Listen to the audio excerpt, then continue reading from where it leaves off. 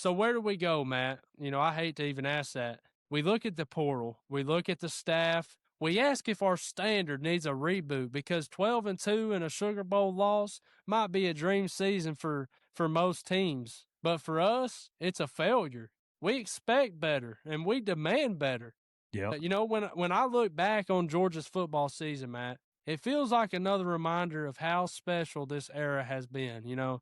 This wasn't a season about chasing something new. It was about carrying that standard. From the very beginning, this team had expectations that most programs they never deal with, and they carried that every single week. What stands out to me is how steady this team was. They weren't always perfect. They weren't always flashy, but they were steady. They never panicked. They never had a sense that the identity was slipping. No matter the situation, Georgia looked like Georgia. You could see the culture show up over and over again. Discipline, toughness. They trusted in the process. The younger players, they were stepping into bigger roles this year.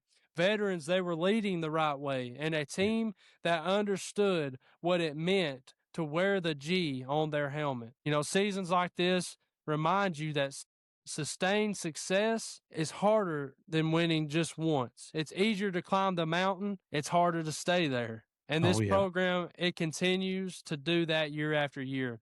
Years from now, when people look back on this season, Matt, they're not going to remember every detail, but they're going to remember the consistency. They're going to remember the pride this team had. They'll remember how Georgia football became the standard that everybody chased. And that's why this season belongs on memory lane, not because it was flawless, but because it stayed true to what Georgia football is all about. So another chapter's gone, another year's gone, another reminder that we're living in the golden age of Georgia football.